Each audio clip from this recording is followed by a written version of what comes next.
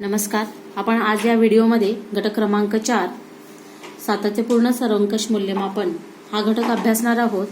आणि यापूर्वी आपण वर्गामध्ये हा घटकातील सुरुवातीच्या संकल्पना झालेल्या आहेत की मूल्यमापन म्हणजे काय, मूल्य निर्धारण म्हणजे काय, त्याचं स्वरूप काय आहे, व्याप्ती काय किंवा मूल्यमापनाची मूलभूत तत्वे काय आहेत, त्या विषयाकडे न वळता मी डायरेक्ट सातत्यपूर्ण सर्वंकष मूल्यमापन या घटकाकडे वळत आहे. ते बघत असताना आपल्याला बघायचंय की पूर्णपणे ह्या ज्या घटकाचं जे काही नाव आहे म्हणजे सातत्यपूर्ण सर्वंकष मूल्यमापन. आता सातत्यपूर्ण म्हणजे काय, नेहमी सतत एखादी जी कृती सतत चालते ती नेहमी त्याच्यामध्ये सातत्य असतं म्हणजे ती सातत्यपूर्ण.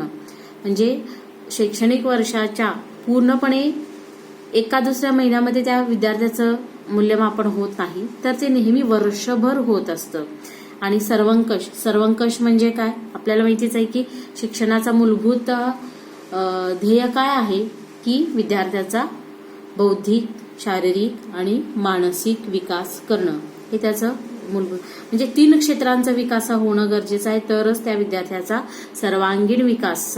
सर्वंकष म्हणजे सर्वांगीण विकास. म्हणजे दरवर्षी म्हणजे वर्षभरामध्ये नेहमी सातत्यानं जो काही त्या विद्यार्थ्याचा विकास होत असतो, मग तो कुठल्या स्वरूपात, भावात्मक स्वरूपात असू दे, क्रियात्मक स्वरूपात असू दे किंवा बोधात्मक स्वरूपात असू दे, ह्या सर्व क्षेत्रांशी निगडीत त्या विद्यार्थ्याचा जो काही विकासात होत असतो आणि हे विकास होत असताना त्याचं नेहमी सततपणे केलं जाणारं जे काही मूल्यमापन आहे त्याला सातत्यपूर्ण सर्वंकष मूल्यमापन असं म्हटलं. तर ही आपण आपल्या शब्दांमध्ये मांडू शकतो, पण आपल्याला ह्याच्या आधी संकल्पना बघायची आहे ती म्हणजे सातत्यपूर्ण मूल्यमापन.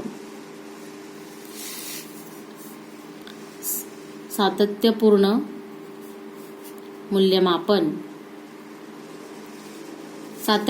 सातत्यपूर्ण मूल्यमापन ही संकल्पना आपण बघत असताना सातत्यपूर्ण म्हणजे मगाशीच सांगितलं की सातत्यपूर्ण म्हणजे काय, सतत चालणारी. म्हणजे इथं व्याख्या आपण अशी करू शकतो की विद्यार्थ्याच्या अध्ययनाची सतत चाचपणी करणं म्हणजे सातत्यपूर्ण मूल्यमापन होय. म्हणजे विद्यार्थ्याच्या अध्ययनाची सतत मूल्यमापन करणं याला सातत्यपूर्ण मूल्यमापन असं म्हटलं जातं. आणि हे जे मूल्यमापन आहे ते नेहमी सतत चालत असतं. थोडक्यात आपण इथं बघू की सातत्यपूर्ण म्हणजे सतत, म्हणजेच काय, सतत चालू असणारे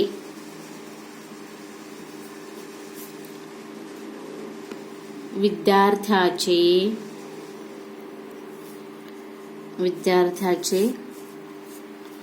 मूल्यमापन यालाच काय म्हटलेलं आहे, सातत्यपूर्ण सर्वंकष मूल्यमापन असं आपण म्हणू शकतो. मग हे मूल्यमापन कधी होतं, तर हे मूल्यमापन आपण जर रोज पाठ घेत असतो वर्गामध्ये तर पाठाच्या शेवटी होऊ शकतं किंवा पूर्ण एक घटक झाल्यानंतर घटकानंतर होऊ शकतं किंवा आधीमध्ये जे शिक्षकाला बघा एखादा पॉइंट मुद्दा शिकवल्यानंतर शिक्षक मध्येच एखादा प्रश्न विचारतो, त्या विद्यार्थ्याचं लक्ष आहे की नाही हे मध्येच बघत असतो. तर हे सुद्धा सातत्यपूर्ण मूल्यमापनामध्ये येत असलेलं आपल्याला दिसून येतं.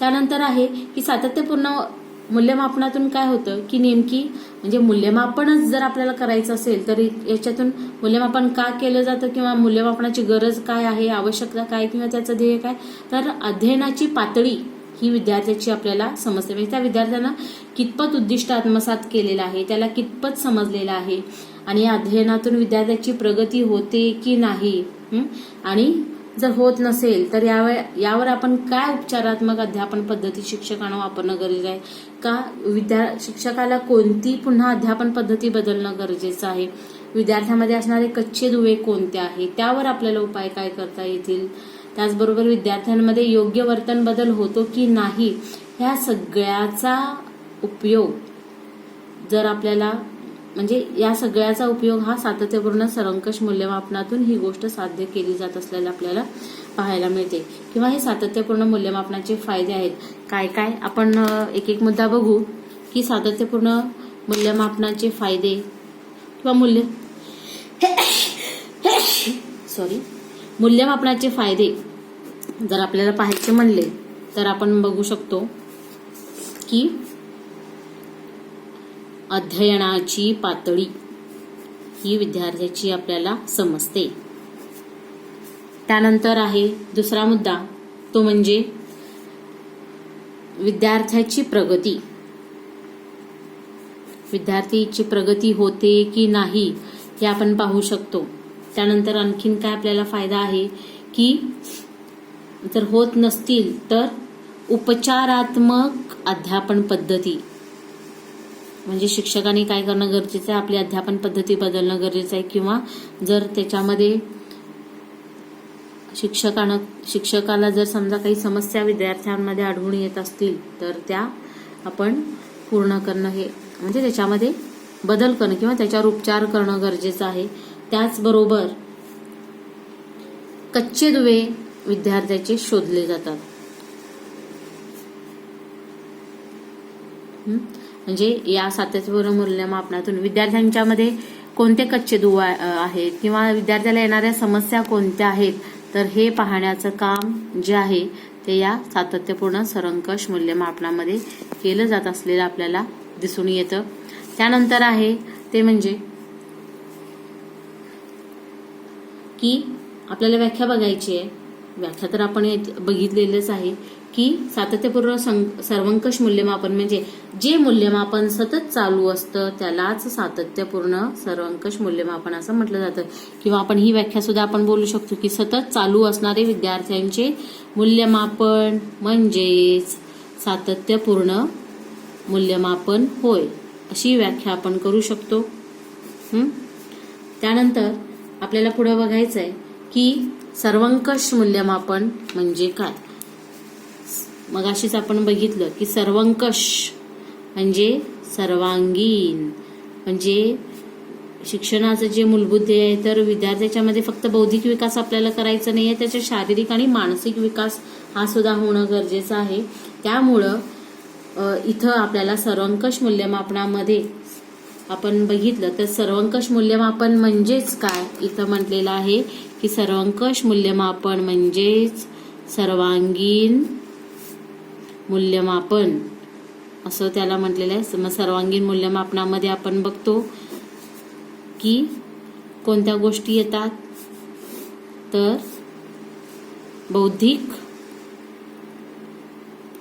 विद्यार्थ्याचा बौद्धिक विकास झालेला आहे की नाही, पुन्हा भावात्मक विद्यार्थ्यांमध्ये ज्या काही भावना आहेत, इतरांबद्दल प्रेम आहे, सहकार्य वृत्ती आहे, आपुलकी आहे, त्याचबरोबर इतरांबद्दल द्वेष नसणं, मत्सर नसणं, ह्या ज्या काही गोष्टी आहेत तर त्यांचा सुद्धा विकास हा विद्यार्थ्यांचा भावनात्मक विकास हा विद्यार्थ्याचा होणं गरजेचं आहे.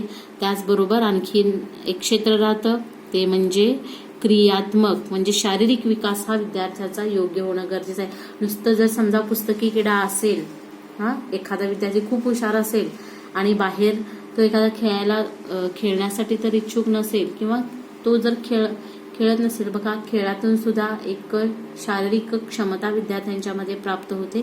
सुदृढ व्यक्तिमत्व हे विद्यार्थ्याचं निर्माण होत असलेलं आपल्याला पाहायला मिळतं. त्यामुळं सर्वंकष मूल्यमापनाची व्याख्या आपल्याला अशी करता येईल की ज्या मूल्यमापनामध्ये विद्यार्थ्याचा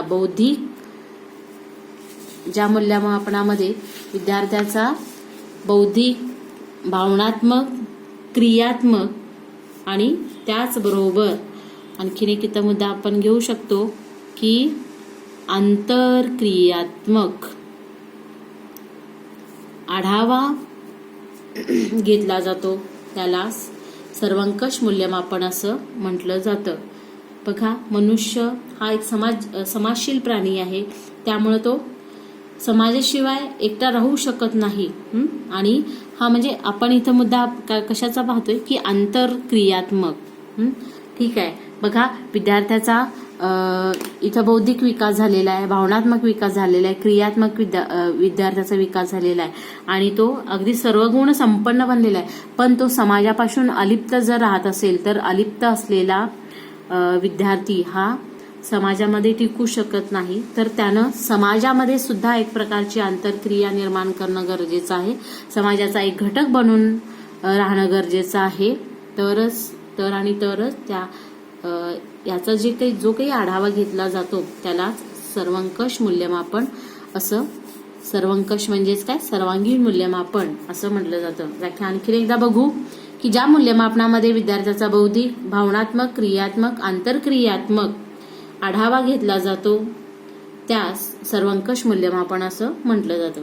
त्यानंतर आपल्याला पुढचा मुद्दा बघायचा आहे की सातत्यपूर्ण सर्वंकष मूल्यमापनाचं जे काही स्वरूप आणि व्याप्ती आहे, तर ती स्वरूप आणि व्याप्ती आपण इथं पाहणं गरजेचं आहे. तर सातत्यपूर्ण सर्वंकष मूल्यमापनाची स्वरूप आणि व्याप्ती बघत असताना आपण हे पाहणं गरजेचं आहे की याच्या आधी आपण बघितलं की सातत्यपूर्ण सर्वंकष मूल्यमापन म्हणजे काही संकल्पना बघितलीच. बघा, पूर्वी काय केलं जायचं की प्रचलित अध्यापन पद्धतीवर भर होता, म्हणजे पूर्णपणे सामायिक परीक्षा घेणं, वार्षिक परीक्षा घेणं, आणि यामुळं काय होतं की विद्यार्थ्यांच्या मध्ये एक प्रकारचा न्यूनगंड किंवा दडपण यायचं आणि जे विद्यार्थी मेरिटमध्ये आहेत तर त्यांना खूप म्हणजे पूर्वी पास आणि नापास अशा पद्धतीनं हे मूल्यमापन केलं जायचं आणि 10वीमध्ये मेरिट वगैरे लावले जायचे आणि ज्याला जो मेरिटमध्ये येणार नाही तो खूप दडपणाखाली जायचा. परीक्षेचा ताण विद्यार्थ्यांच्यावर असायचा. त्यामुळेच हा ताण दूर करण्यासाठी विद्यार्थ्यांचा सर्वांगीण विकास व्हावा या दृष्टीनं जो परीक्षा पद्धतीमध्ये बदल करण्यात आला आणि इथं विद्यार्थ्यांना फक्त परीक्षेमध्ये मिळालेले मार्क्स यांना महत्त्व न देता त्याच्या विद्यार्थ्याच्या सर्वांगीण विकासाकडे लक्ष देणं आणि त्याच्याबरोबर त्याच्यामध्ये जे काही सुप्त गुण आहेत तर त्यांचा विकास करण्यासाठी ही सातत्यपूर्ण सर्वंकष मूल्यमापनाची निर्मिती ही किंवा या संकल्पनेची निर्मिती किंवा या मूल्यमापनाची ही संकल्पना ही शिक्षण क्षेत्रामध्ये सध्या रुजू झालेली आपल्याला पाहायला मिळतं. म्हणजे याचं काय होतं, या सातत्यपूर्ण सर्वंकष मूल्यमापनामध्ये कशाचा समावेश आहे की सर्वांगीण विकास. आपण मगाशीच मुद्दा बघितलो की विद्यार्थ्याचा सर्वांगीण विकास इथं महत्वाचा आहे आणि त्याचबरोबर आणखीन काय मुद्दा महत्वाचा आहे की सुप्त गुणांचा विकास करणं सुद्धा या संकल्पनेतून साध्य होतं. आणि त्याचबरोबर आहे की याचं पूर्णपणे वर्षभर विद्यार्थ्याचं मूल्यमापन केलं जात असल्याला आपल्याला पाहायला मिळतं. म्हणजे वर्षभर सतत हे मूल्यमापन केलं जात असलेलं आपल्याला पाहायला मिळतं. आणि याच्यामध्ये फक्त संख्यात्मक मूल्यमापन होत नाही तर याच्यामध्ये संख्यात्मक व गुणात्मक मूल्यमापन या विद्यार्थ्याचं केलं जात असलेलं आपल्याला पाहायला मिळतं. संख्यात्मक आणि म्हणजे इथं फक्त परीक्षेला मिळणारे मार्क महत्वाचे नाहीत तर वर्षभरामध्ये तो विद्यार्थी जो काही आकार घेत असतो किंवा त्या विद्यार्थ्याचा जो काही विकास होत असतो तर याचा सुद्धा विचार या सातत्यपूर्ण सर्वंकष मूल्यमापनामध्ये म्हणजे याचा विचार हा करत असलेला आपल्याला पाहायला मिळतो. त्याचबरोबर परीक्षा तर घेतल्या म्हणजे त्यांचं मूल्यमापन संख्यात्मक तर घेतलं जातच, म्हणजे विद्यार्थ्यांच्यामध्ये योग्य तो अपेक्षित वर्तन बदल होत आहे की नाही, विद्यार्थ्यांच्यामध्ये जे उद्दिष्ट आपल्याला साध्य करायचं आहे तर ते उद्दिष्ट साध्य होतं की नाही हे सुद्धा पाहिलं जातंच. पण त्याबरोबरच विद्यार्थ्यांना योग्य ते मार्गदर्शन केलं जातं, वेगवेगळे उपक्रम घेतले जातात, विद्यार्थ्यांनी शिक्षकांच्या मध्ये आंतरक्रिया वाढण्याचं काम होतं. त्याचबरोबर विद्यार्थ्यांच्यामध्ये कृतिशीलता, त्याचबरोबर जी काही सृजनशीलता ही निर्माण करण्याचं काम, वेगवेगळे उपक्रम इथं घेतले जातात आणि त्या उपक्रमातून विद्यार्थ्यांचे पूर्णपणे सर्वांगीण विकास हा केला जातो. त्याचबरोबर शिक्षक आणि विद्यार्थी जो आहे, तर शिक्षक विद्यार्थी आंतरक्रिया घडवण्याचं काम जे आहे, तर हे शिक्षक विद्यार्थी आंतरक्रिया घडवण्याचं काम याच्यातून उपक्रमातून पूर्ण होत असलेलं आपल्याला पाहायला मिळतं. म्हणजे अशा पद्धतीनं विद्यार्थ्याचा फक्त बौद्धिक विकास न करता त्याबरोबर आपण इथं पाहतो की भावनात्मक, क्रियात्मक आणि आंतरक्रियात्मक या सगळ्या अंगांचा विकास हा त्या विद्यार्थ्यांमध्ये केला जावा हे कुणाचं उद्दिष्ट आहे, तर सातत्यपूर्ण सर्वंकष मूल्यमापनाचं हे उद्दिष्ट असलेलं आपल्याला पाहायला मिळतं. पुढचा मुद्दा आहे की सातत्यपूर्ण आणि सर्वंकष मूल्यमापनाची मूलभूत तत्वे कोणती आहेत. मूलभूत तत्वे आपल्याला पाहायचंय. मूलभूत तत्वे, पहिलं मूलभूत तत्व आहे तर ते म्हणजे लवचिकता. लवचिकता हे त्याचं मूलभूत तत्व आहे. लवचिकता म्हणजे काय की दैनंदिन अध्ययनात संकलित व आकारिक चाचण्या. आता संकलित म्हणजे काय, संकलित म्हटलं तर एकूण एखादा घटक आपला शिकून झाला किंवा सत्राच्या शेवटी, म्हणजे याच्यामध्ये घटक चाचणी, सत्र परीक्षा आणि वार्षिक परीक्षा या परीक्षांचा समावेश होतो. संकलित म्हणजेच काय की एखादा घटक शिकून झाल्यानंतर त्यानंतर सत्राच्या शेवटी किंवा जी काही वार्षिक परीक्षा होत, दुसऱ्या सत्राच्या शेवटी जी काही परीक्षा घेतली जाते तर त्यालाच काय म्हटलं जातं, संकलित. आणि आकारिक म्हणजे काय, नेहमी सातत्यानं तो विद्यार्थी जो काही आकार घेत असतो किंवा त्याचा जो काही विकास होत असतो, तर ते निरीक्षणाच्या माध्यमातून ज्या काही नोंदी ठेवल्या जातात, तर त्या आकारिक चाचण्या, नैदानिक चाचण्या व उपचारात्मक अध्यापन कार्यक्रम तसेच इतर अभ्यासपूरक कार्यक्रमांचे आयोजन शिक्षकांनी करून त्यांच्या नोंदी ठेवाव्या व त्यामध्ये आवश्यकतेनुसार बदल करण्याचे स्वातंत्र्य शिक्षकांना असलेलं आपल्याला पाहायला मिळतं. तुम्ही जर शाळांमध्ये केलं, आपण आंतरवासितेच्या भेटीला जातो तर त्या शिक्षकांच्याकडे आपल्याकडे सातत्यपूर्ण सर्वंकष मूल्यमापनाचं एक प्रकारचे वही, मूल्यमापन नोंद वही असलेली आपल्याला पाहायला मिळते. तर वर्षभरामध्ये त्या विद्यार्थ्यांच्यामध्ये जो काही कृतीयुक्त बदल होत असतो, त्याच्या काही चाचण्या वेळोवेळी घेतल्या जातात, त्या सगळ्यांच्या नोंदी त्या शिक्षकांच्याकडे असलेल्या आपल्याला पाहायला मिळतात. आणि आवश्यकते म्हणजे जसा विद्यार्थी आकार घेत असतो त्या पद्धतीनं बदल करण्याचं काम जे आहे ते शिक्षकांच्याकडून आवश्यकतेनुसार बदल करण्याचं पूर्णपणे स्वातंत्र्य जे आहे, जी लवचिकता आहे, तर पूर्णपणे ती शिक्षकांना दिली गेलेली आपल्याला पाहायला मिळते. त्यानंतर पुढचा मुद्दा आहे तो म्हणजे कार्यात्मकता. कार्यात्मकता म्हणजे काय, तर सातत्यपूर्ण सर्वंकष मूल्यमापन ही जी काही योजना आहे तर ही यांत्रिक नसावी. म्हणजे आपल्याला पूर्ण करायचं आहे म्हणून करायचं असं नाही, तर शाळेची जी काही उपलब्ध आणि प्राप्त परिस्थिती आहे तर याचा विचार करून योजनेची अंमलबजावणी करणं गरजेचं आहे. आणि त्यामध्ये जे उपलब्ध जे काही स्रोत आहेत तर याचा विचार करून घेणं गरजेचं असलेलं आपल्याला पाहायला मिळतं. म्हणजे इथं आपल्याला फक्त सातत्यपूर्ण सर्वंकष मूल्यमापन विद्यार्थ्यांना आपल्याला फक्त पुढे घ्यायचं आहे. बघा, आपल्याला इथं सातत्यपूर्ण सर्वंकष मूल्यमापन ही जेव्हा योजना आली तर 1ली ते 8वीच्या विद्यार्थ्यांना कोणत्याही प्रकारची परीक्षा, म्हणजे आपण परीक्षा घेतो हे विद्यार्थ्यांना जाणून, परीक्षा होते पण ती विद्यार्थ्यांना जाणून दिली जात नाही. 8वीपर्यंत विद्यार्थी हा परीक्षेविना पुढे जात असलेला आपल्याला पाहायला मिळतो. आणि त्या विद्यार्थ्यांना नापास करणं नाही, फक्त ज्या काही त्या विद्यार्थ्यांमध्ये इयत्तेतील त्रुटी आहेत किंवा जर त्या क्षमता पूर्ण तो विद्यार्थी करत नसेल तर ते पूर्ण करण्याचं काम हे सातत्यपूर्ण सर्वंकष मूल्यमापनामध्ये केलं जातं आणि त्यानुसार तो पुढच्या इयत्तेमध्ये त्याला प्रवेश देण्याचं काम होतं. मात्र इथं काय आहे की कार्यात्मकता म्हणजे हे आपल्याला ही योजना ही पूर्ण करायचं आहे, आपल्याला विद्यार्थ्यांच्या नोंदी पूर्ण करायची, ही यांत्रिकता ही त्याच्यामध्ये नसावी. खरोखरच याची जी अंमलबजावणी आहे, आपली शाळेमध्ये कोणती परिस्थिती आहे, शाळेमध्ये कोणकोणत्या वस्तू आपल्याकडं उपलब्ध साधन स्रोत आहेत, तर त्यांचा वापर कसा करावा, काय करावा याचा विचार करून जर ते उपलब्ध नसतील तर प्राथमिक शिक्षकांना काही शैक्षणिक साधन निर्मितीसाठी काही पैसे दिले जातात. किंवा काही शाळांमध्ये आपण जर बघितलं शिक्षक स्वतःहून वेगवेगळ्या पद्धतीची शैक्षणिक साधनं निर्माण करून विद्यार्थ्यांच्या विकासाकडे लक्ष देत असलेलं आपल्याला दिसून येतं. म्हणजे सातत्यपूर्ण सर्वंकष मूल्यमापनामध्ये कार्यात्मकता असणं गरजेचं आहे, यांत्रिकता नसावी. त्यानंतर पुढचा मुद्दा आहे तो म्हणजे उत्तरदायित्व. उत्तरदायित्व हा मुद्दा आपल्याला जेव्हा आपण पाहतो, उत्तरदायित्व म्हणजे काय, एक प्रकारची असणारी जबाबदारी. सातत्यपूर्ण सर्वंकष मूल्यमापनामध्ये शिक्षक हा महत्वाचा घटक आहे आणि हे शिक्षक काय करतो तर अध्यापनाचं काम करतो आणि विद्यार्थ्याला अध्ययनाचं मार्गदर्शन करण्याचं काम हे त्याच्यामार्फत होत असतं.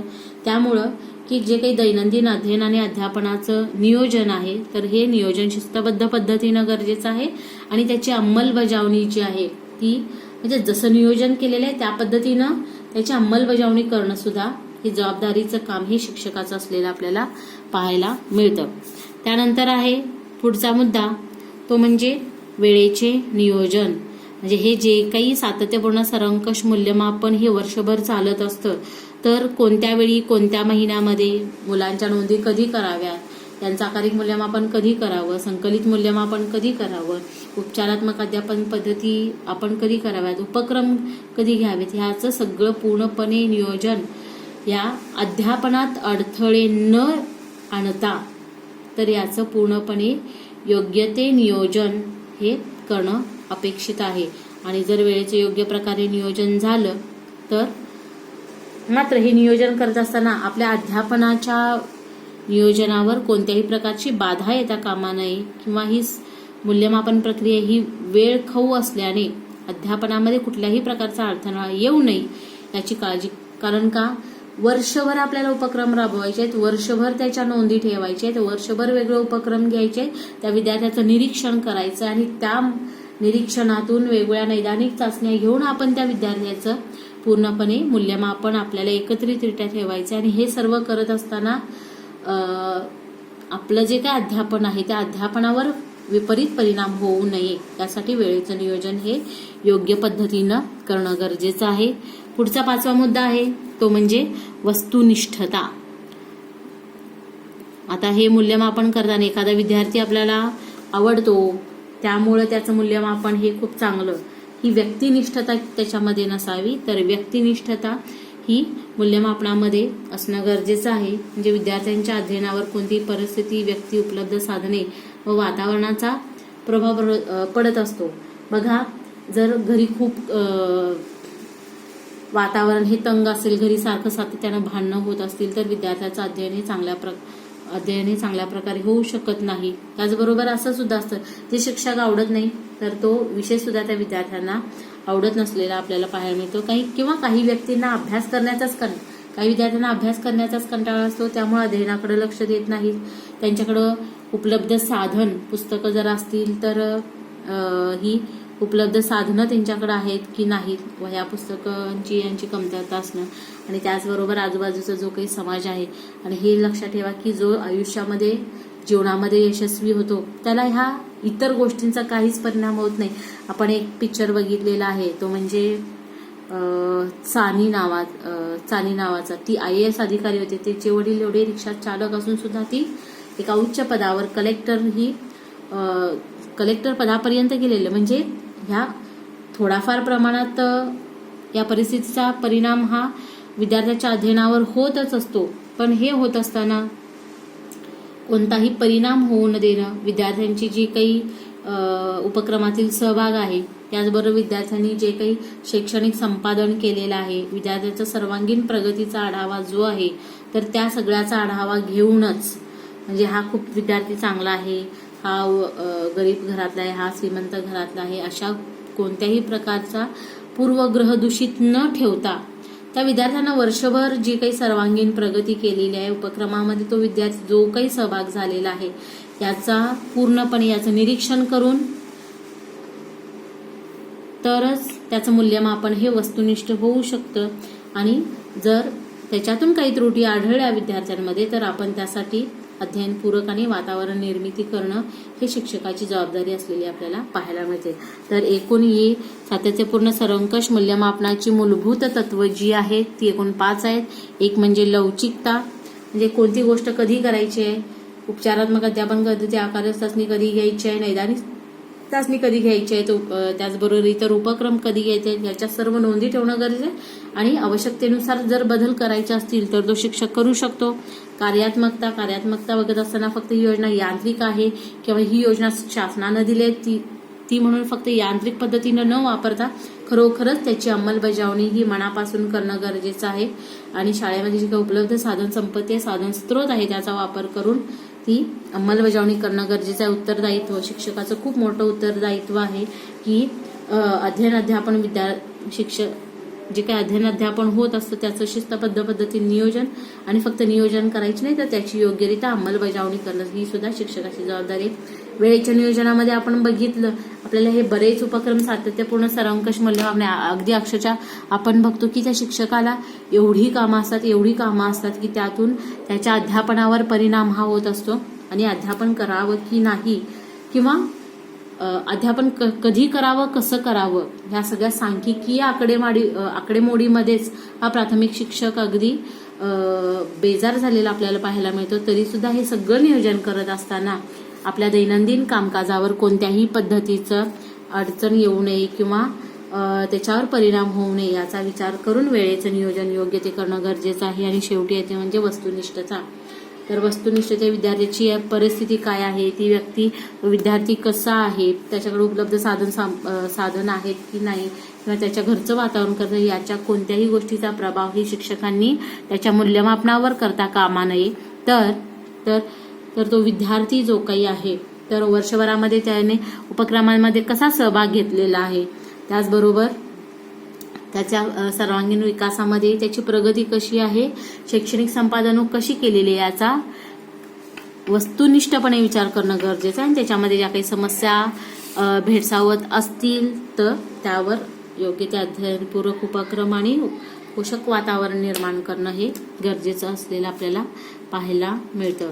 त्यानंतर आपल्याला पुढचा मुद्दा जो काही बघायचा आहे तो म्हणजे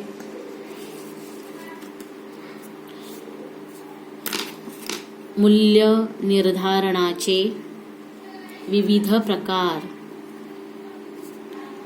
मूल्य निर्धारणाचे विविध प्रकार. आता मूल्य निर्धारणाचे विविध प्रकार बघत असताना आपल्याला इथं पहिला मुद्दा आहे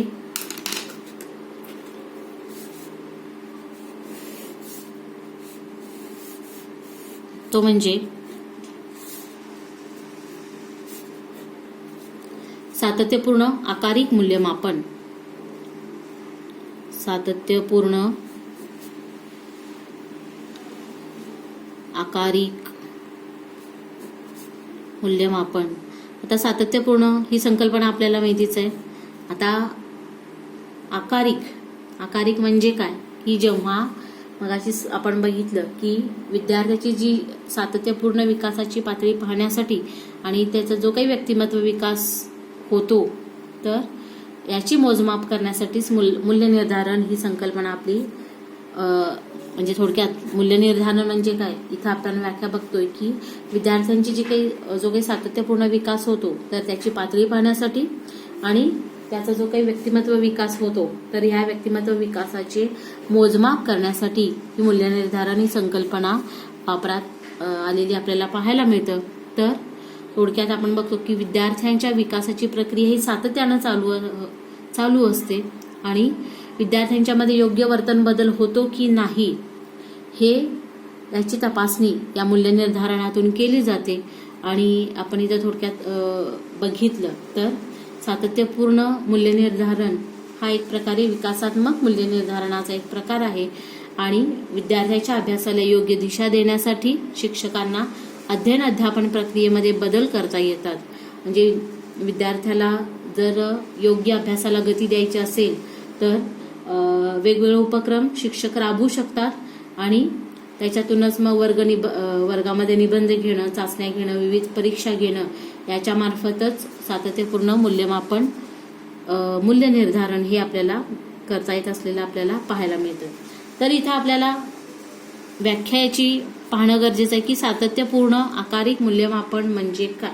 म्हणजे विद्यार्थ्याचा जेव्हा सतत विकास होत असतो किंवा विद्यार्थ्याचं व्यक्तिमत्व जेव्हा आकार घेत असतं त्यावेळेला वेळोवेळी केलं जाणारं जे काही मूल्य आहे त्यालाच काय म्हटलं गेलेलं आहे की सातत्यपूर्ण आकारिक मूल्यमापन. किंवा विद्यार्थी जेव्हा त्याचा जो काही सतत होणारा विकास आहे आणि विकास होत असताना त्याचं जे काही केलं जाणारं मूल्यमापन आहे त्यालाच सातत्यपूर्ण आकारिक मूल्यमापन असं म्हटलं जातं. इंग्लिशमध्ये त्याला म्हटलं जातं की फॉर्मेटिव्ह असेसमेंट.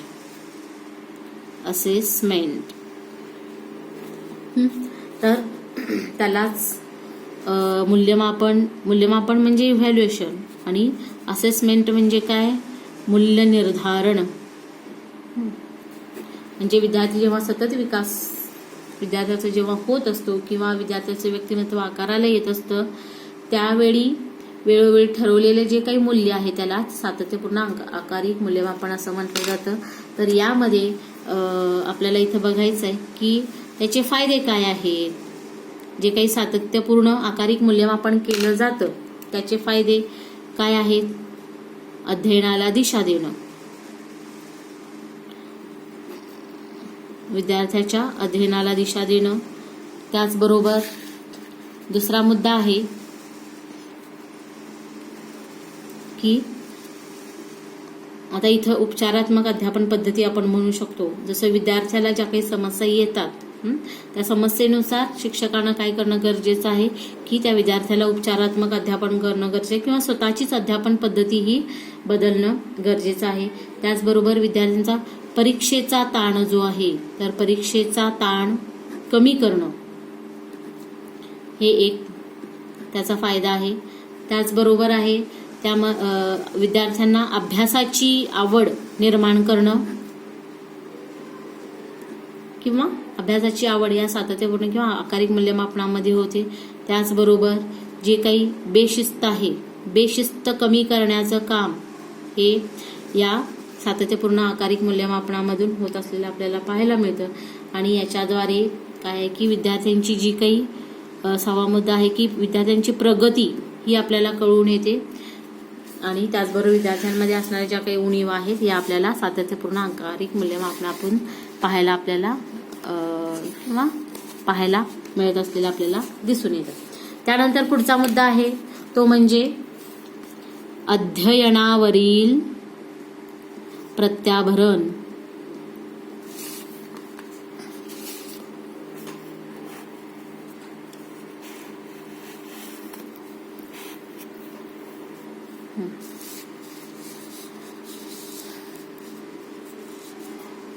अध्ययनावरील प्रत्याभरण यालाच आपल्याला इंग्लिशमध्ये काय म्हणता येईल की फीडबॅक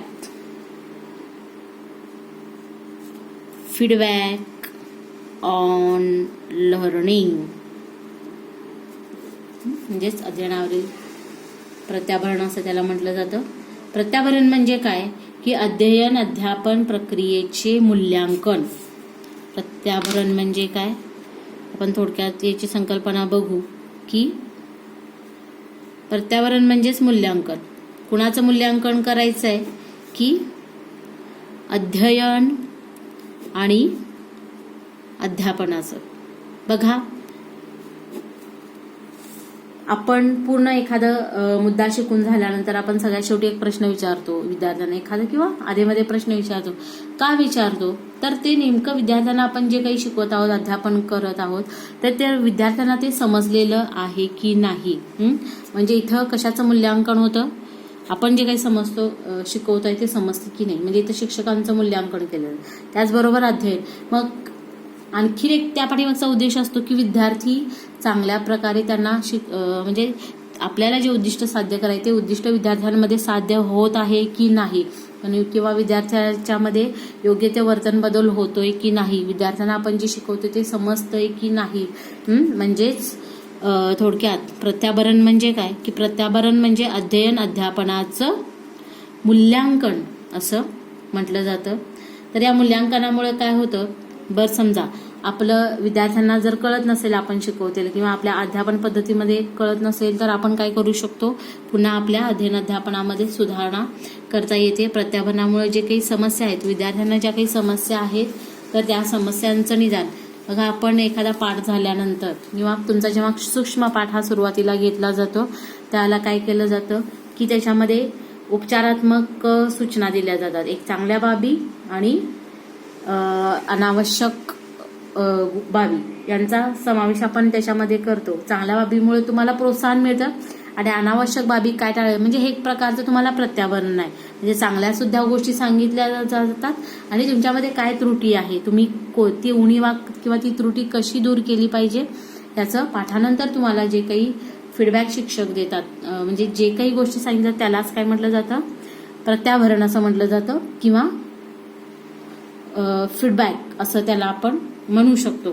त्यानंतर आहे की प्रत्याभरणामुळे काय होतं की ज्या काही समस्या आहेत त्या समस्यांचं निदान किंवा समस्याचं निराकरण या प्रत्याभरणातून होत असलेलं आपल्याला पाहायला मिळतं. बघा, एखादी गोष्ट आपण इथं शिकवतोय आणि एखादी संकल्पना विद्यार्थ्याला समजत नाही, अशा वेळेस तो विद्यार्थी जेव्हा आपल्याला प्रश्न विचारतो तर आणि त्याला आपण तो प्रश्न जे विचारतो ते पण प्रत्याभरण, पुन्हा त्याच्या प्रश्नाला आपण जेव्हा उत्तर देतो ते एक प्रकारचं प्रत्याभरण असलेलं आपल्याला दिसून येतं. तर ह्या प्रत्याभरणामध्ये हे प्रत्याभरण घेत असताना आपण काही दक्षता घेणं गरजेचं आहे.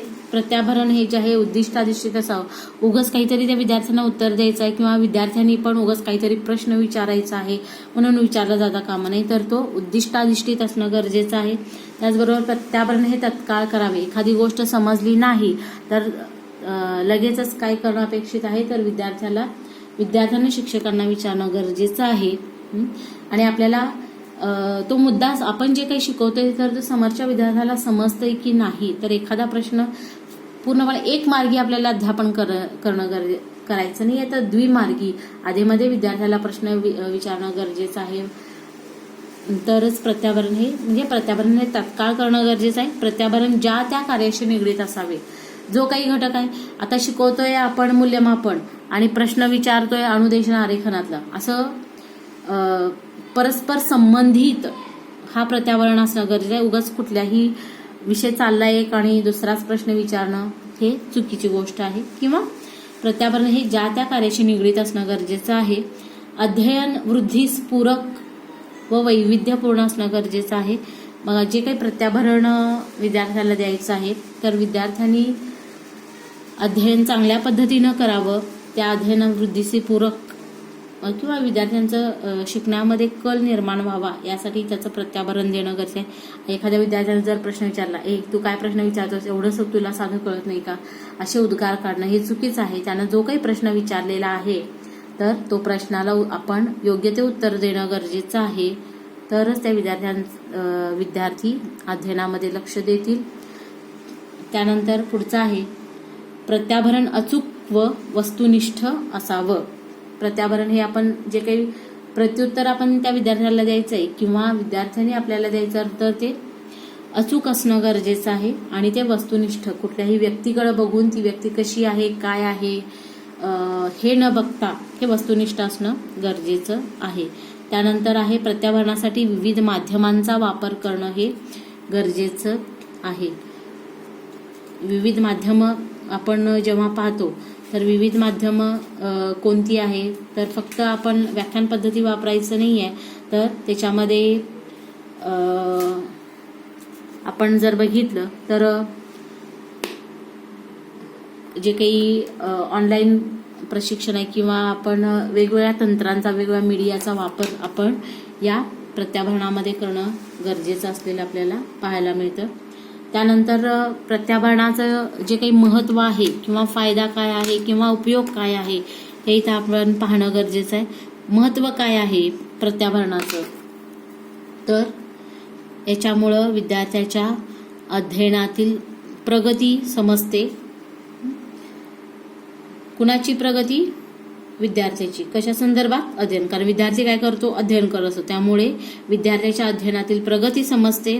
दुसरा मुद्दा आहे की विद्यार्थ्याचा सर्वांगीण विकास होण्यास, म्हणजे इथं विद्यार्थ्यांचा सर्वांगीण विकास होतो. त्याचबरोबर तिसरा मुद्दा आहे की शिक्षकांना अध्यापनाचा प्रकार निश्चित करता येतो. म्हणजे जी काही अध्यापन पद्धती आहे, अध्यापन पद्धती कोणती वापरायची किंवा अध्यापन कसं करायचं हे इथं निश्चित करता येतं. आणि चौथं जे महत्त्व आहे ते म्हणजे विद्यार्थ्यांना इथं अध्ययनाची पातळी म्हणजे विद्यार्थ्यांची नेमकं विद्यार्थ्यांची बौद्धिक क्षमता काय आहे, कोणत्या विद्यार्थ्याची कशी बौद्धिक क्षमता आहे त्यानुसार काय करता येतं की शिक्षकांना त्याच्या अध्यापन पातळीनुसार हे अध्यापन तो करू शकतो.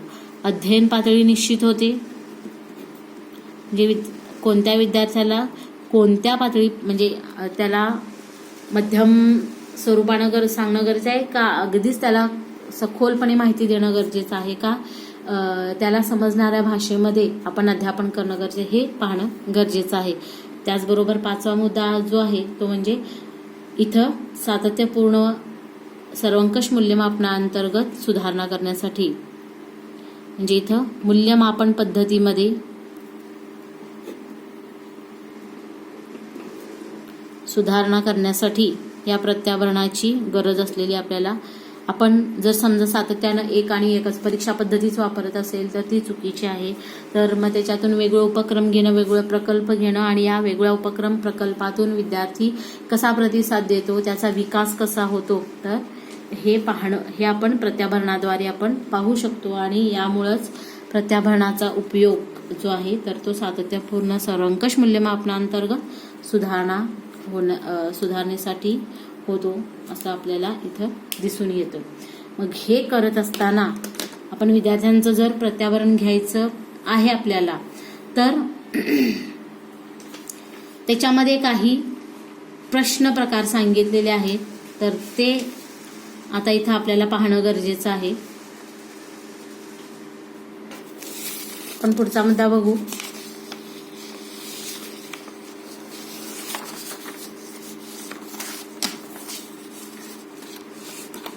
प्रश्न किंवा प्रश्नांचे प्रकार.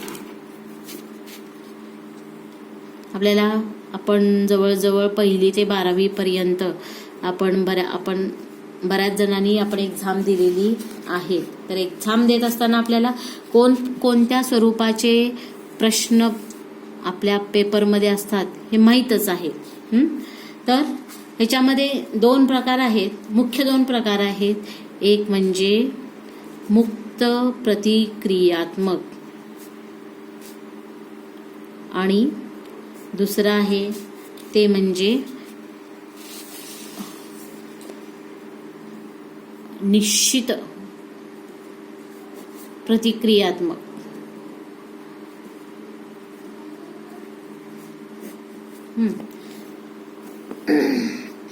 आता बघा मुक्त प्रतिक्रियात्मक इथं या शब्दातच त्याचा अर्थ आहे.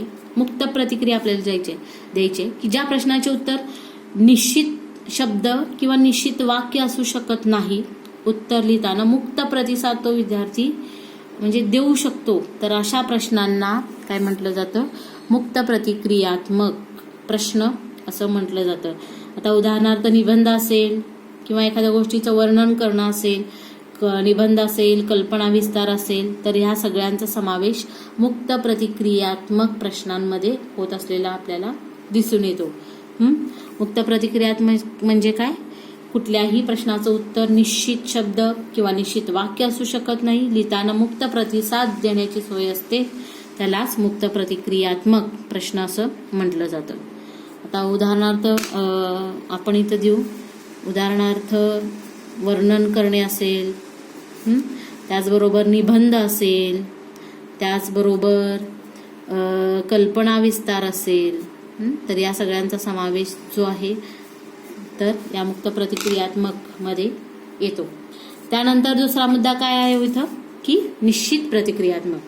आता निश्चित प्रतिक्रियात्मक मध्ये काय असणार आहे की ज्या प्रश्नांचे उत्तर निश्चित असतं, तो शब्द किंवा ते वाक्य असतं, त्यालाच निश्चित प्रतिक्रियात्मक प्रश्न असं म्हटलं गेलेलं आपल्याला पाहायला मिळतं. तर आता उदाहरणार्थ इथं आपण बघू. उदाहरण सांगायचं म्हटलं तर महाराष्ट्राची राजधानी कोणती? हे जर आपण बघितलं तर याचं उत्तर काय असणार आहे? एकच असणार आहे, मुंबई. ह्या प्रश्नाचं उत्तर अजिबात बदलत नाही. कोणीही कुठल्याही महाराष्ट्रामध्ये पूर्णपणे आपण गेलो तर याचं उत्तर बदलणार नाही, एक आणि एकच असणार आहे. त्यामुळे यांना निश्चित प्रतिक्रियात्मक प्रश्न असं म्हटलं गेलेलं आपल्याला पाहायला मिळतं. तर निश्चित प्रतिक्रियात्मक मध्ये कोणत्या प्रश्नांचा समावेश होतो? तर वस्तुनिष्ठ जे काही प्रश्न आहेत, वस्तुनिष्ठ प्रश्न आपण हे बघत असताना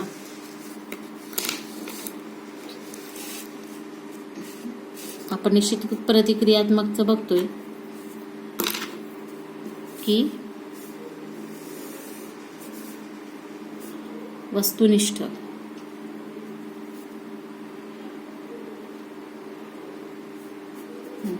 आता वस्तुनिष्ठ म्हणजे काय की ज्या प्रश्नांचे उत्तर निश्चित किंवा एकच असते, ज्या प्रश्नांचे उत्तर तपासताना परीक्षकांमध्ये मतभिन्नता नसते आणि गुणदानामध्ये कोणताही फरक पडत नाही, अशा प्रश्नांना वस्तुनिष्ठ प्रश्न असं म्हटलं जातं. तर याच्यामध्ये बघा, इयत्ता 1ली ते 10वीच्या प्रश्नपत्रिकांमध्ये आपण जर विचार केला तर याच्यामध्ये 20% एवढे वस्तुनिष्ठ प्रश्न असतात. म्हणजे इयत्ता 1ली ते 10वी पर्यंत 20% प्रश्न हे वस्तुनिष्ठ आपल्याला असलेले दिसून येतात. याच्यामध्ये 100% वस्तुनिष्ठता असते. वस्तुनिष्ठता म्हणजेच आपण मगाशी बघितलं, उत्तर निश्चित असतं, एकच असतं, परीक्षकांमध्ये मतभिन्नता नसते आणि गुणदानामध्ये कोणताही फरक पडत नाही, अशा प्रश्नांना वस्तुनिष्ठ असं म्हटलं गेलेलं पाहायला मिळतं. तर स्पर्धा परीक्षांमध्ये आता बऱ्याच परीक्षा ज्या आहेत, स्पर्धा परीक्षा असू देत किंवा सगळ्या प्रकारच्या परीक्षा ज्या आहेत, हे वस्तुनिष्ठ असलेलं आपल्याला पाहायला मिळतं. तर वस्तुनिष्ठ प्रश्न कोणते आहेत हे आपण थोडक्यात बघू की एका वाक्यात उत्तरे लिहा, रिकाम्या जागा, जोड्या जुळवा, ह्या प्रश्नांचा बहुपर्यायी, एका शब्दात उत्तरे लिहा, या सगळ्यांचा समावेश वस्तुनिष्ठ स्वरूपांमध्ये होत असलेला आपल्याला दिसून येतो.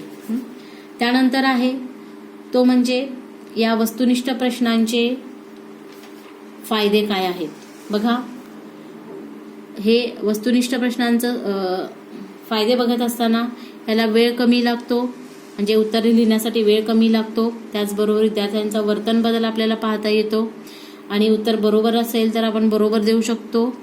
म्हणजे एकतर बरोबर असेल तर पूर्ण गुण मिळतात, चुकल्यास 0 गुण दिले जातात आणि 100% गुण मिळवण्याची संधी ही जी आहे ती वस्तुनिष्ठ प्रश्नांमध्ये असलेली आपल्याला दिसून येते. त्यानंतर आपल्याला बघायचं की वस्तुनिष्ठ प्रश्न जे आहेत, तर हे वस्तुनिष्ठ प्रश्नांमध्ये पुन्हा 2 प्रकार इथं पडतात.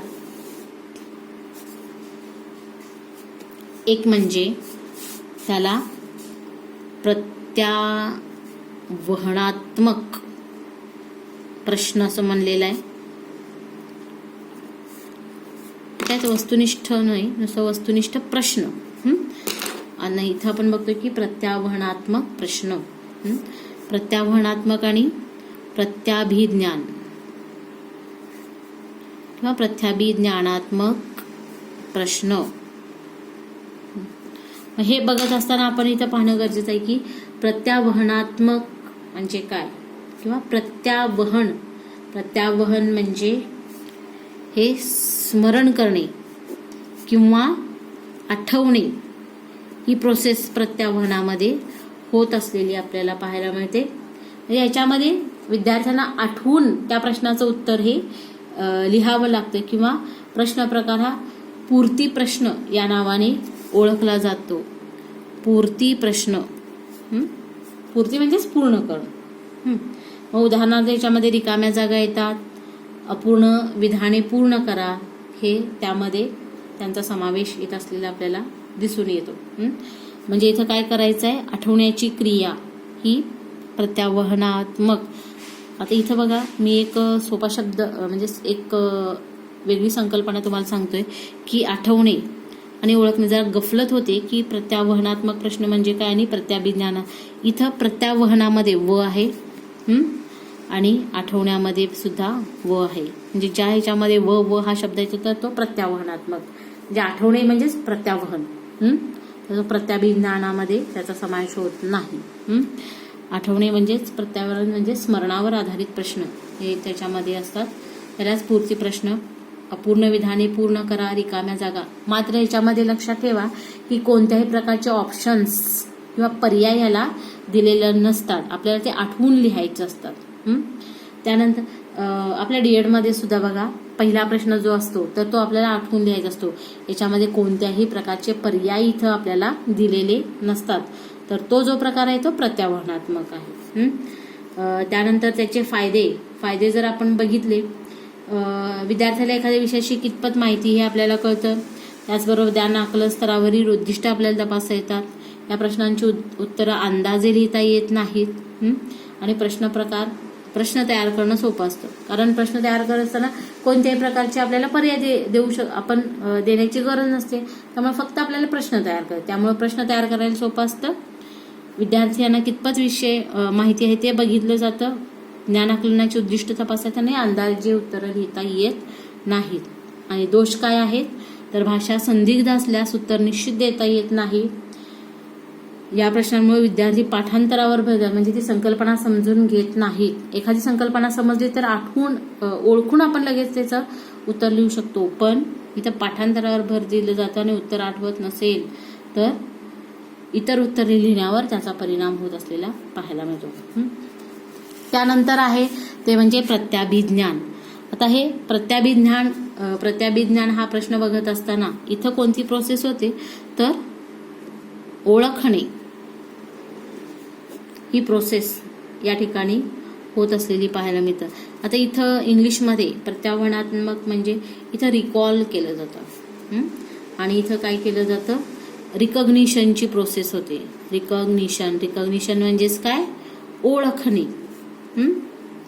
तर ज्या प्रश्नाचे उत्तर प्रश्नपत्रिकेमध्येच दिलेलं असतं आणि त्यातला दिलेल्या पर्यायापैकी अचूक उत्तर काय आहे हे विद्यार्थ्याला ओळखायला लागतं. त्यालाच प्रत्याभिज्ञान असं म्हटलं जातं. मग द्विपर्यायी असेल, बहुपर्यायी असेल, युग्मीकरण म्हणजे जोड्याजुळवा असतील, श्रेष्ठ युग्मीकरण म्हणजेच काय जोड्याजुळवा युग्मीकरण असेल, श्रेष्ठ युग्मीकरण असेल, ह्या सगळ्या प्रश्न प्रकारांचा समावेश जो आहे तर तो प्रत्याभिज्ञानामध्ये येत असलेला आपल्याला पाहायला मिळतं. तर त्याचे बरेच जे काही फायदे मर्यादा जे आहेत हे तुम्ही जरा इथं बघून. द्विपर्यायीमध्ये काय केलं जातं 2 पर्याय दिले जातात. बहुपर्यायी आहे, बहुपर्यायीमध्ये 2 पेक्षा जास्त पर्याय इथं दिले जातात. आणि त्याचबरोबर इथं युग्मीकरण आहे. युग्मीकरण म्हणजेच काय जोड्या अ गट आणि ब गट असं हे दिलं जातं. त्यानंतर आहे श्रेष्ठ युग्मीकरणामध्ये जर अ गटामध्ये 4 घटक असतील तर ब गटामध्ये 5-6 घटक त्याच्यामध्ये दिले गेलेले आपल्याला पाहायला मिळते. हे श्रेष्ठ युग्मीकरण म्हणजे त्याला योग्य प्रकारे ओळखता येणं हे गरजेचं आहे. त्यानंतर आपल्याला बघायचं की हे वस्तुनिष्ठचा आपल्याला म्हणजे निश्चित प्रतिक्रियात्मक मध्ये वस्तुनिष्ठ हे एक प्रश्न प्रकार आहे. त्याचबरोबर आणखीन एक प्रकार आहे तो म्हणजे दीर्घोत्तरी आणि लघुत्तरी. दीर्घोत्तरीमध्ये जे काही मोठमोठे प्रश्न आहेत त्यांचा तो लघुत्तरीमध्ये आपण जर बघितलं तर लघुत्तरीमध्ये टिपा लिहा, कारणे द्या. त्याचबरोबर जे काही टिपा द्या हा मोठी प्रश्न हे त्यामध्ये दिला. म्हणजे लघुत्तरी हे काय आहे की तिन्ही प्रश्न प्रकारांचा एक सुवर्णमध्य आहे. म्हणजे त्याला पूर्णपणे ते वस्तुनिष्ठ सुद्धा म्हणजे पूर्णपणे ते वस्तुनिष्ठ नसतात आणि जे काही दीर्घोत्तरी प्रश्न आहेत तर त्याच्यामधला एक सुवर्णमध्य म्हणजेच लघुत्तरी प्रश्नाला म्हटलं जातं. मग याच्यामध्ये टिपा लिहा असतील, त्याचबरोबर आकृती काढून नावे लिहा असेल किंवा एखादी संकल्पना स्पष्ट करा असेल, थोडक्यात उत्तरे लिहा असतील, त्याचबरोबर कारणे द्या हा प्रश्न असेल तर हा लघुत्तरीमध्ये येतो. त्याची अधिक माहिती आपण पुस्तकामध्ये थोडीफार बघावी. त्याचे गुण फायदे तुम्हाला थोडक्यात वाचून सुद्धा कळेल. त्यानंतर दीर्घोत्तरी प्रश्नामध्ये काय येतं तर दीर्घोत्तरी प्रश्नांमध्ये निबंध वजा प्रश्नांचा समावेश हा त्याच्यामध्ये येतो. त्याच्याबरोबर पूर्णपणे एखाद्या आता इथे एक उदाहरण दिले की खालील मुद्द्यानुसार मानवी शरीराची माहिती लिहा. तर असे जे निबंध, कल्पना विस्तार, पत्रलेखन, संवाद लेखन हे सगळे प्रश्न प्रकार जे आहेत हे दीर्घोत्तरीमध्ये येत असलेले आपल्याला पाहायला मिळतात. आणि लघुत्तरीमध्ये टिपा लिहा, थोडक्यात उत्तरे लिहा, त्याचबरोबर शास्त्रीय कारणे द्या यांचा समावेश हा लघुत्तरीमध्ये येतो. त्यानंतर आपल्याला जे काही बघायचं आहे तो म्हणजे आपण थोडक्यात बघू की संकलित मूल्य निर्धारण. संकलित मूल्य निर्धारण म्हणजे काय बघा. हा सुद्धा एक मूल्य निर्धारणाचा एक प्रकार आहे. पहिला प्रकार काय आहे की सातत्यपूर्ण आकारिक मूल्य निर्धारण. दुसरा प्रकार आहे ते म्हणजे अध्ययनावरील प्रत्याभरण आहे. त्यानंतर पुढचा आपल्याला तिसरा प्रकार पाहायचा आहे तो म्हणजे संकलित मूल्य निर्धारण. आता संकलित मूल्य निर्धारण बघत असताना काही इतर विषयांमध्ये सुद्धा आपल्याला झालं असेल की संकलित मूल्य निर्धारण म्हणजे काय. तर संकलित मूल्य निर्धारण यालाच अंतिम मूल्य निर्धारण असं सुद्धा म्हटलेलं आहे. हे वर्षाच्या अखेरीस किंवा सत्राच्या शेवटी हे मूल्य निर्धारण होत असतं. किंवा आपण काय करतो की विद्यार्थ्यांची नेमकी प्रगती कशी आहे, त्याचबरोबर एखाद्या सत्राच्या शेवटी किंवा उपक्रमाच्या शेवटी त्याला श्रेणी देण्यासाठी विद्यार्थ्यांची जी काही प्रगती आहे तर प्रगती कितपत झालेली आहे, आपल्याला जो काही हेतू साध्य करायचा आहे तर तो हेतू साध्य झालेला आहे की नाही हे जे काही याची जी काही तपासणी केली जाते. तर त्यामध्ये अंतिपरीक्षांचा विचार न करता वर्षभरात घेतल्या जाणाऱ्या ज्या काही चाचण्या आहेत, परीक्षा आहेत, याचा एकत्रित विचार ह्या संकलित मूल्यमापनामध्ये होत असलेला आपल्याला पाहायला मिळतो. म्हणजे संकलित मूल्य निर्धारण म्हणजे काय. एकतर आपण बघू की सत्राच्या शेवटी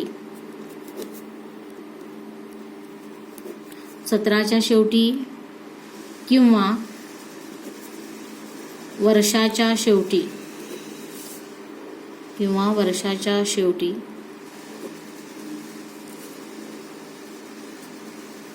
केलेल्या मूल्य निर्धारणास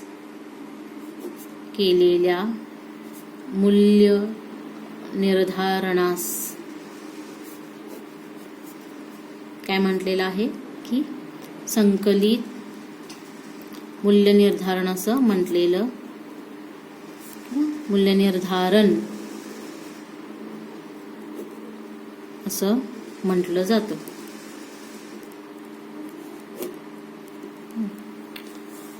संकलित मूल्य निर्धारण. आता हे जे संकलित मूल्य निर्धारण आहेत बघा, आपण याच्यामध्ये बघू शकतो की आकारिक मूल्य निर्धारण जे आहे, आपण हा जो काही पहिला बघितला की सातत्यपूर्ण आकारिक मूल्यमापन आणि संकलित मूल्य निर्धारण ह्याच्यामध्ये आपण फरक हे करू शकतो की आकारिक मूल्यमापनामध्ये काय सतत होत असणारा जो विद्यार्थ्याचा विकास आहे तो पाहिला जातो. आणि संकलित मूल्य आणि तो वेळोवेळी बघितला जातो. आणि इथं संकलित मूल्य निर्धारणामध्ये काय आहे की इथं सत्राच्या शेवटी किंवा वर्षाच्या शेवटीच जे काही मूल्य निर्धारण केलं जातं.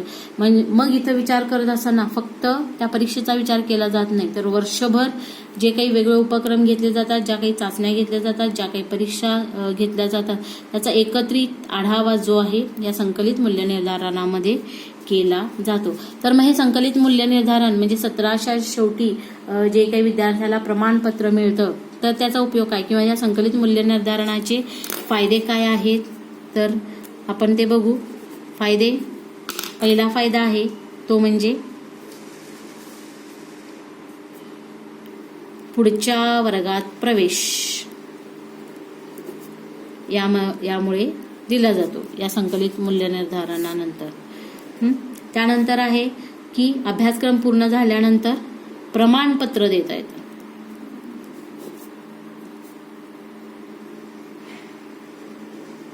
आपण लिहू तर प्रमाणपत्र लिहू.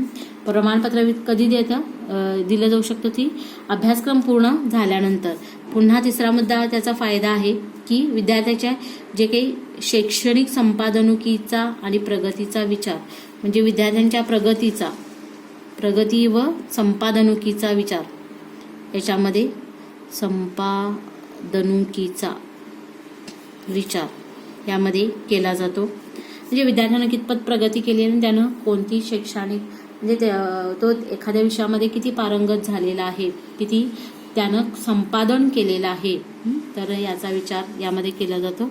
आणि चौथा फायदा जो आहे तो म्हणजे विद्यार्थ्यांच्या बौद्धिक विकासाचे मूल्यमापन. बौद्धिक विकास मूल्यमापन. बघा मग विद्यार्थ्यांना म्हणजे इथं मात्र काय आहे संकलित इथं लेखी परीक्षांना महत्व आहे. त्याला ती गोष्ट कितपत समजलेली याचा विचार केला जातो. इतर मग कोणत्याही त्यानं कुठल्या उपक्रमात सहभागी घेतलेला आहे की नाही याचा विचार याच्यामध्ये केला जात नाही. तर फक्त त्यानं बौद्धिक विकास त्या विद्यार्थ्याचा कितपत झालेला आहे तर हे पाहिलं जातं. त्यानंतर आहे ते म्हणजे अंतर्गत चौथा मूल्य निर्धारणाचा प्रकार आहे. आपण हा मुद्दा घेऊ आणि पुन्हा थांबू. तर अंतर्गत मूल्यमापन. अंतर्गत मूल्यमापन म्हणजेच काय तर एखाद्या व्यवस्थेमध्ये काम करणाऱ्या व्यक्तींनीच आपण राबत असलेल्या विविध उपक्रमांची फलनिष्पत्ती पाहण्याच्या दृष्टीने केलेले मूल्यमापन म्हणजेच अंतर्गत मूल्यमापन असं त्याला म्हटलं जातं. मग इथं काय आहे की शालेय स्तरावरच काय केले जातात, शिक्षक, मुख्याध्यापक आणि त्यांचे सहकारी यांनी शाळेत राबवल्या जाणाऱ्या अभ्यासक्रमांची उपक्रमांची उपयुक्तता परिणामकारकता पाहण्यासाठी केलेले जे काही मूल्यमापन आहे तर त्यालाच अंतर्गत मूल्यमापन असं म्हटलं जातं. आणि हे अंतर्गत मूल्यमापन हे 2 प्रकारे केलं जातं. तर अंतर्गत मूल्यमापनामध्ये 2 प्रकार आहेत. एक तर आहे ते म्हणजे विकासात्मक मूल्यमापन आणि दुसरं आहे ते म्हणजे अंतिम मूल्यमापन. आता अंतर्गत मूल्यमापन करायचं आहे म्हणजे कोण करायचं आहे तर ते आपणच स्वतः करायचं आहे. म्हणजे शाळेतील शिक्षकच, मुख्याध्यापक आणि सहकारी हेच काय करायचे की आपण जो काही अभ्यासक्रम राबवतो, जे काही उपक्रम राबवतो तर म्हणजे त्यालाच इंटरनल मार्क्स, इंटरनल इव्हॅल्युएशन असं म्हटलेलं आहे. बघा आम्ही इथं काय करत असतो, तुम्ही नेमकं एखाद्या व्यवस्थेमध्ये काम करणाऱ्या व्यक्तीनेच काय केलं जातं, आपले उपक्रम किंवा आपल्या उपक्रमाचं उद्दिष्ट साध्य होतं का नाही, की त्या विद्यार्थी योग्य प्रकारे करतात की नाही याचं मूल्यमापन जे काही केलं जातं त्यालाच अंतर्गत मूल्यमापन. बघा आपण जे काही मूल्यमापन साधनं जी काही वेगवेगळी घेत असतो तर तो एक काय आहे अंतर्गत मूल्यमापनाचाच एक भाग असलेला आपल्याला पाहायला मिळतो. आणि त्याच्यावरून ही जी काही मूल्यमापन साधनं ही आपण योग्य प्रकारे हाताळत की नाही हे अंतर्गत मूल्यमापनाकडे पाहायला म्हणजे अंतर्गत मूल्यमापनातून बघितलं जात असलेलं आपल्याला पाहायला मिळतं. तर विकासात्मक मूल्यमापनाकडे आज अधिक लक्ष देणं गरजेचं आहे. कारण मूल्यमापनानंतर आपल्याला प्रत्यावरण हे देऊन सुधारणा करण्यास वाव मिळतो आणि त्यामुळंच याच्यामध्ये विकासात्मक मूल्यमापनाकडं इथं सातत्यानं लक्ष देणं गरजेचं आहे. आणि मग यासाठी विद्यार्थ्यांचा विकास व्यवस्थित योग्यरित्या व्हावा किंवा त्यांना योग्य ते प्रत्यावरण देऊन विविध साधनांचा वापर आपण म्हणजे शिक्षकांनी करणं हे त्या पाठीमागं अपेक्षित असलेलं आपल्याला दिसून येतं.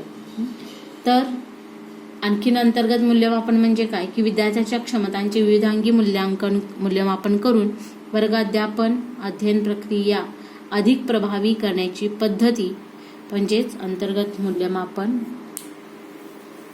आपण याला म्हणू शकतो.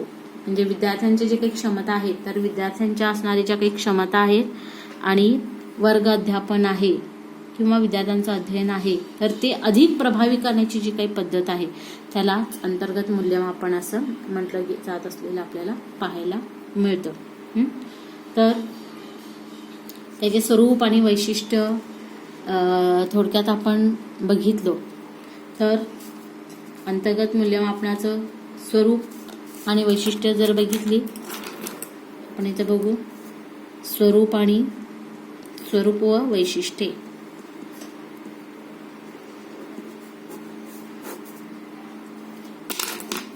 काय आहे स्वरूप आणि वैशिष्ट्य? तर अंतर्गत मूल्यमापन हे वार्षिक परीक्षेस पूरक असतं. म्हणजे अंतर्गत मूल्यमापन जे काही होतं तर याचा सहसंबंध वार्षिक परीक्षेमध्ये असलेला आपल्याला पाहायला मिळतो. म्हणजे त्याचे अंतर्गत मूल्यमापनाचे जे काही गुण आहेत तर ते वार्षिक परीक्षेमध्ये त्याचा समावेश होतात आणि ही प्रभावी प्रक्रिया आहे. म्हणजे थोडक्यात अंतर्गत मूल्यमापन ही संकल्पना म्हणजे काय कळालं की अंतर्गत मूल्यमापन म्हणजेच काय की मुख्याध्यापक, शिक्षक ह्या सर्वांनी मिळून आपण जे काही विविध उपक्रम राबवतो तर त्याच्यातून फलनिष्पत्ती होते का हे आपणच पाहतो आणि त्यानुसार जर होत नसेल तर त्याच्यामध्ये आपल्या अध्यापन पद्धतीमध्ये बदल होत नसेल तर विविध साधनांचा वापर करून मध्ये त्यांच्यामध्ये अध्यापनामध्ये आपल्या सुधार आणणं ह्या आणि अध्ययन अधिक प्रभावीपणे करणं या सर्व गोष्टींचा समावेश ह्या अंतर्गत मूल्यमापनामध्ये केला जातो आणि ही एक प्रकारे प्रभावी प्रक्रिया आहे. तिसरं आहे स्वरूप आणि वैशिष्ट्य. आपण बघतोय की यामध्ये सतत विविध घटकांमध्ये आंतरक्रिया होते. विविध घटकांमध्ये आंतरक्रिया. कोणते विविध घटक आहेत शाळांमध्ये? शिक्षक, विद्यार्थी, व्यवस्थापनातील घटक यांच्यामध्ये नेहमी जर समजा अध्यापन होत नसेल, काही विद्यार्थी बऱ्याच विषयामध्ये जर नापास होत असतील किंवा कोण मुलगा अगदी चुकार म्हणजे त्याचं जर वर्तन योग्य नसेल तर अशा बऱ्याच गोष्टी बरेच शाळातील किंवा कॉलेजमधील जर उच्च गुणवत्ता प्राप्त करत तर नेमकं त्या ठिकाणी कोणते उपक्रम राबवतात, आपल्याला कोणती अध्यापन पद्धती बदल करणं गरजेचं आहे, कोणती अध्ययन पद्धती वापरली, तिथले विद्यार्थी कशा पद्धतीनं अध्ययन करतात याचं जे काही सर्वंकष आढावा घेतला जातो आणि म्हणजे ह्याच्यामध्ये सातत्यानं परस्पर घटकांमध्ये नेहमी चर्चा होत असते आणि त्यानुसार जे काही अध्यापनामध्ये विकास हा केला जात असलेला आपल्याला पाहायला मिळतो. त्यानंतर आहे तो म्हणजे अंतर्गत मूल्यमापनामध्ये संकलित आणि आकारिक. म्हणजे इथं संकलित व आकारिक मूल्यमापन या दोन्हींचा समावेश होत असलेला आपल्याला इथं पाहायला मिळतो. संकलित म्हणजे काय? एकत्रित सत्राच्या शेवटी किंवा वर्षाच्या शेवटी जे काही मूल्यमापन होतं त्याला संकलित. आणि आकारिक म्हणजे काय? सातत्यानं केलं म्हणजे विद्यार्थ्याचा विकास होत असताना जे काही मूल्यमापन त्याचं केलं जातं त्यालाच आकारिक मूल्यमापन असं म्हटलं जातं. म्हणजे ह्या दोन्हींचा समावेश या अंतर्गत मूल्यमापनामध्ये होत असलेला आपल्याला पाहायला मिळतो. अंतर्गत मूल्यमापनाला पुढचा मुद्दा आहे किंवा पुढच्या वैशिष्ट्य आहे की तार्किक व मानसशास्त्रीय बैठक असते.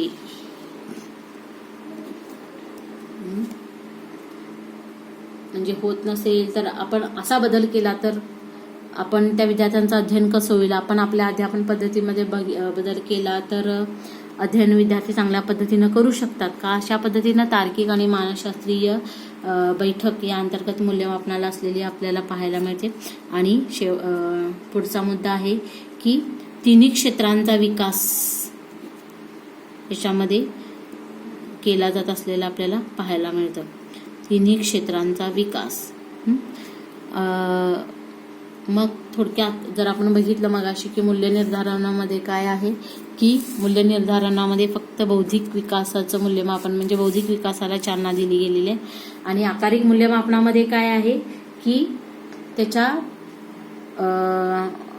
मानसिक आणि भावनात्मक विकासाला जास्त तिथं म्हणजे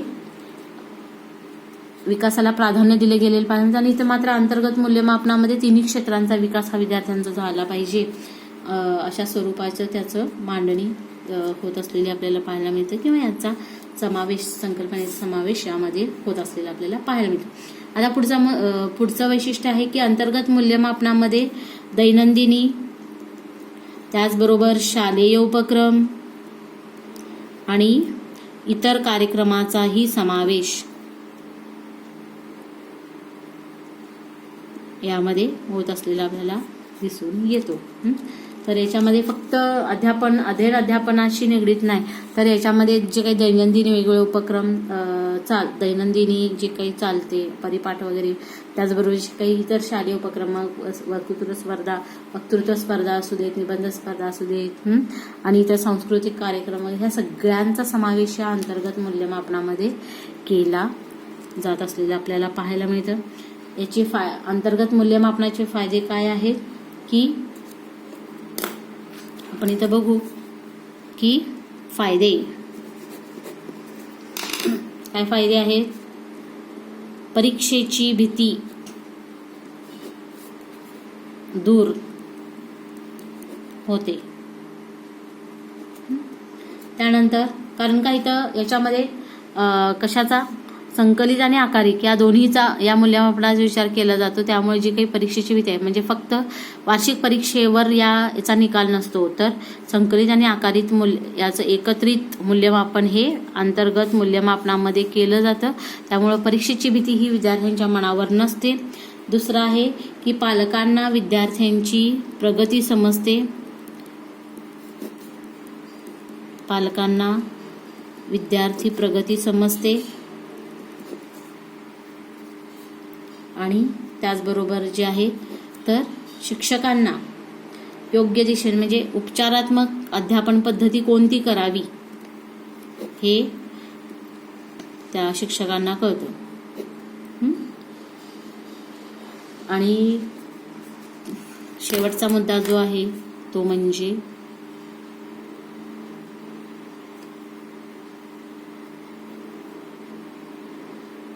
मर्यादा.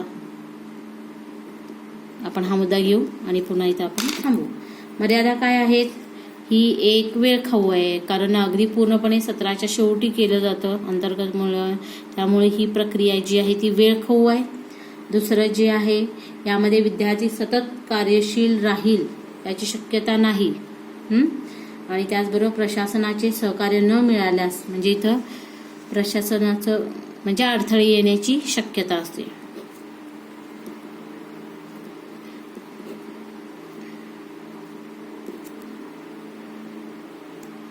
आणि सतत कार्यशील विद्यार्थी सतत कार्यशील राहतील याची शाश्वती नाही. तर अशा पद्धतीनं आज आपण मूल्यमापन घटक क्रमांक 4 सातत्यपूर्ण सर्वंकष मूल्यमापनातील सातत्यपूर्ण मूल्यमापन म्हणजे काय, सर्वंकष मूल्यमापन म्हणजे काय, त्याचबरोबर त्याची स्वरूप व्याप्ती काय आहे, त्याचबरोबर मूलभूत तत्वे काय आहेत, त्याचबरोबर मूल्य निर्धारणाचे विविध प्रकार बघत असताना सातत्यपूर्ण आकारिक मूल्यमापन म्हणजे काय, अध्ययनावरील प्रत्याभरण म्हणजे काय, आणि त्याचबरोबर संकलित मूल्य निर्धारण म्हणजे काय आणि अंतर्गत मूल्यमापन म्हणजे काय. आणि प्रश्नांचे वेगवेगळे प्रकार बघितले. प्रश्नांचे प्रकार इथं 2 स्वरूप, एक मुक्त प्रतिक्रियात्मक, निश्चित प्रतिक्रियात्मक. आणि मुक्त प्रतिक्रियात्मक मध्ये सगळे निबंध म्हणजे जिथं मुक्त प्रतिसादाला चालना असते त्याचं उत्तर 1 आणि 1 नसतं. निश्चित प्रतिक्रियात्मकमध्ये 1 आणि 1च उत्तर असतं. मग त्याचे एकूण 3 प्रकार, वस्तुनिष्ठ, दीर्घोत्तरी, लघुत्तरी. त्याचबरोबर प्रत्यावहन म्हणजे आठवण्याची प्रक्रिया म्हणजे इतर रिकाम्या जागा पूर्ती, त्याचबरोबर वाक्य पूर्ण करा, हे सगळं त्याच्या म्हणजे हे त्यामध्ये येऊ शकतं. आणि त्याचबरोबर आणि एका वाक्यात उत्तरे लिहा हे त्यामध्ये. आणि प्रत्याभिज्ञानामध्ये ओळखणे, रिकॉग्निशन ही प्रक्रिया होते. मग त्याच्यामध्ये द्विपर्यायी, बहुपर्यायी, जोड्या जुळवा, युग्मीकरण, तर हे सहसंबंध ओळखणे या सगळ्या प्रश्नांचा समावेश इथं होत असलेला आपल्याला पाहायला मिळतं. तर खूप चांगला अभ्यास करा. धन्यवाद. यापुढचा पाठ्यांश आपण पुढील व्हिडिओमध्ये बघू. धन्यवाद.